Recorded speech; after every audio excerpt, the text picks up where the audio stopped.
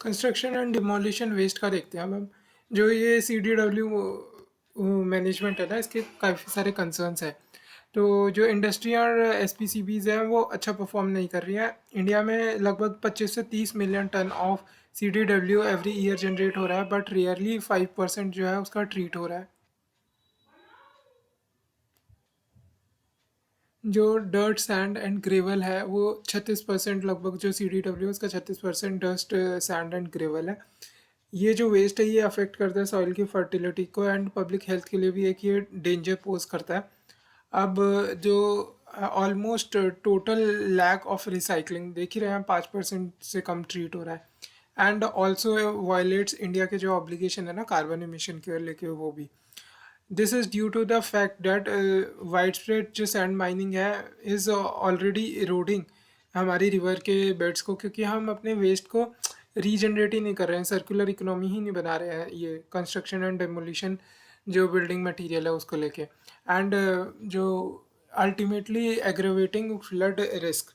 ठीक है, कितना अच्छा दिखाया जाएगा कि 2050 तक हमारी जो इंडिया है वो 50% ऑफ द इंडिया वुड भी अर्बन एरिया में होगा, 50% इंडिया। ठीक है, तो रैपिड कंस्ट्रक्शन हो रही है, बट हमारे देश में इसका ट्रीटमेंट नहीं हो रहा है, जो CDW है कंस्ट्रक्शन एंड डिमोलिशन वेस्ट का। तो ये एक बहुत बड़ी समस्या है। अब जो CDW मैनेजमेंट रूल्स आए 2016 के अंदर, ये अगेन ये मॉफ्सी लाई थी, और ये किसके अंदर, EPA 1986 के जो एक्ट है उसके अंदर ये रूल्स आए। अब इसमें क्या, कुछ वेस्ट जनरेटर जो है, CDW जो है must be separated by each waste generator and must be deposited at a collection site, या किसी ऑथराइज जो प्रोसेसिंग कंपनीज है जो कि रजिस्टर्ड होगी विद लोकल बॉडीज़ वगैरह, उसको ये waste material separation at source, then ये डिपोजिशन करना है हमें।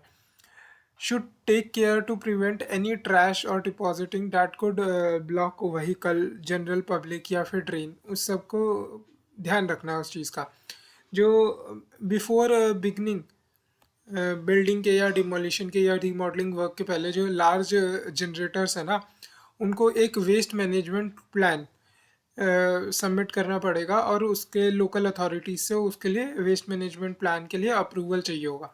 ठीक है, तो लार्ज जनरेटर कौन है, जो एक दिन में क्रिएट कर रहे हैं 20 टन या उससे ज़्यादा। ठीक है, तो वो लार्ज जनरेटर है, 20 टन या उससे ज़्यादा वेस्ट जनरेट कर रहे हैं, या फिर 300 टन पर प्रोजेक्ट इन अ मंथ वो जनरेट कर रहे हैं।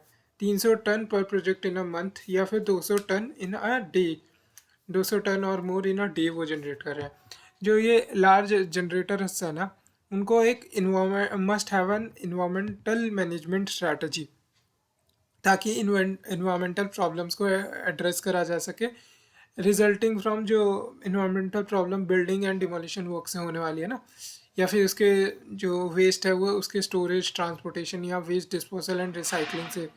तो उसके लिए एक इन्वायरमेंटल मैनेजमेंट स्ट्रैटेजी उन्हें चाहिए, एक वेस्ट मैनेजमेंट प्लान उन्हें जमा करना पड़ेगा लोकल अथॉरिटीज़ के पास। ठीक है, वेस्ट मैनेजमेंट प्लान भी चाहिए, इन्वायरमेंटल मैनेजमेंट स्ट्रैटेजी भी चाहिए। अब जो लार्ज जनरेटर से वेस्ट है वो 4 स्ट्रीम्स में डिवाइड होगा। पहला कंक्रीट में, सॉइल में, then steel, wood and plastic में, और ब्रिक्स एंड मोटार में। ठीक है, किस में, कंक्रीट में, सॉइल में, स्टील, वुड एंड प्लास्टिक में, और फिर ब्रिक एंड मोटार में, ये 4 स्ट्रीम्स में डिवाइड होगा। एप्ट फीस जो भी होगी ना, कलेक्शन के लिए, ट्रांसपोर्टेशन, प्रोसेसिंग, डिस्पोजल के लिए, वो उन लार्ज जनरेटर्स को पे करनी पड़ेगी कंपर्टेंट अथॉरिटीज़ को। अब जो ड्यूटीज़ हैं सर्विस प्रोवाइडर्स एंड कॉन्ट्रैक्टर्स की, वो क्या क्या है। जो सर्विस प्रोवाइडर है ना, उन्हें required to develop a thorough management waste management plans for waste produced under their control. They must also remove all जो कंस्ट्रक्शन एंड डेमोलिशन वेस्ट है ना, इंडिपेंडेंटली और through a third party, after consulting with relevant local authorities. State government and local authorities का क्या role है। State government का जो land department है ना, उसको सूटेबल लोकेशन पे लैंड प्रोवाइड करना होगा, ताकि जो कंस्ट्रक्शन एंड डिमोलिशन वेस्ट है उसका स्टोर करा जा सके, प्रोसेस एंड रिसाइकल करा जा सके। जो in municipal and government contracts, जो भी कॉन्ट्रैक्ट्स होंगे, उसमें जो waste created from building and demolition work जो है ना, must be purchased and used to the tune of 10 to 20%। ठीक है।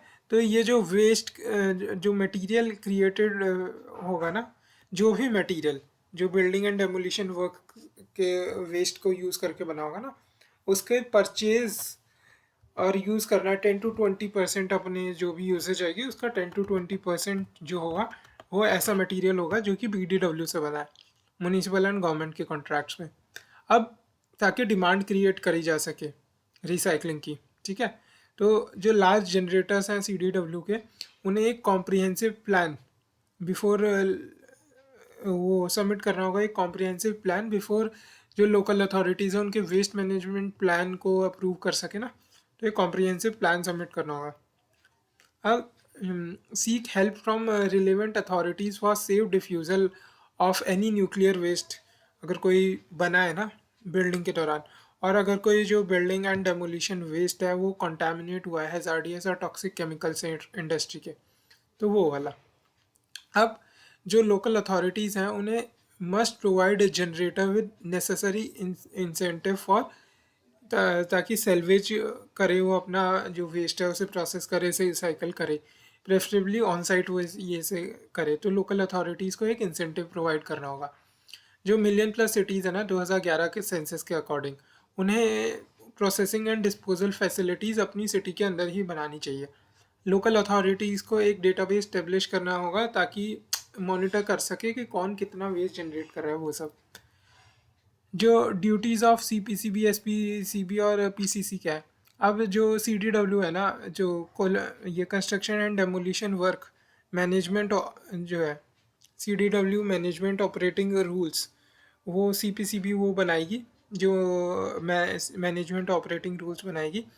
अब जो CDW प्रोसेसिंग प्लांट है उनको SPCB ऑथराइजेशन प्रोवाइड करेगी। The involved local bodies will keep an eye on how these guidelines will be are being applied, और एक annual report to the state government and CPCBs वो भेजेंगे। ठीक है, तो मतलब लगभग जनरल से ही है, जो जो चीज़ें वो होनी चाहिए बस वो पेपर में लिखनी है। ठीक है, जनरेटर, वेस्ट जनरेटर के लिख देंगे, वेस्ट जनरेटर की डेफिनेशन लिख देंगे तो थोड़ा टेक्निकल सा लगेगा। ठीक है, वेस्ट जनरेशन के बारे में लिख देंगे, स्टेट गवर्नमेंट लोकल अथॉरिटीज़ के, SPCB, CPCB, PCC के बारे में लिख देंगे, कुछ कुछ फैक्ट लिख देंगे। और अगर हमें वो लिखना होगा वे फॉरवर्ड तो नॉर्मल सा होता है कि भाई जो हमारी ट्रीटमेंट फैसिलिटीज़ वो अभी सही नहीं है तो वो बनाओ। फिर दूसरा नेक्सस के बारे में बता देंगे, जो बिल्डिंग माफिया है और जो पॉलिटिशियंस और ब्यूरोक्रेट्स हैं उनके बीच में एक माफिया, गंदा माफिया क्रिएट हो जाता है, तो हमें गुड गवर्नेंस की ज़रूरत है इसमें। ठीक है, फिर तीसरा, हमें सर्कुलर इकोनॉमी प्रमोट करने की ज़रूरत है, जो तभी होगी जब एंड ऑफ जो हमारा रिसाइकल्ड प्रोडक्ट है उसके लिए जैसे जैसे डिमांड क्रिएट होगी। ठीक है, तो एक सर्कुलर इकोनॉमी बन जाएगी। ठीक है, फिर चौथा है कि हमें गवर्नमेंट को कुछ इंसेंटिव्स प्रोवाइड करने चाहिए, ठीक है, कंज्यूमर्स के बीच में, कि जैसे फॉर एग्जांपल स्टैम्प ड्यूटी में इतनी छूट मिलेगी कि अगर कोई ऐसा वो बिल्डिंग खरीद रहे हैं जहाँ पे ये यूज़ हुआ होगा, रिसाइकल्ड मटेरियल ज़्यादा यूज़ हुआ होगा। ठीक है, तो ऐसे करके हम इंसेंटिव्स प्रोवाइड कर सकते हैं कंज्यूमर्स को, ताकि डिमांड ज़्यादा क्रिएट हो ऐसी बिल्डिंग्स के लिए। ठीक है, तो ऐसे ऐसे कुछ स्टेप्स हम बना बना के लिख देंगे। ठीक है, तो ये construction and demolition waste management rules 2016 ख़त्म होता है।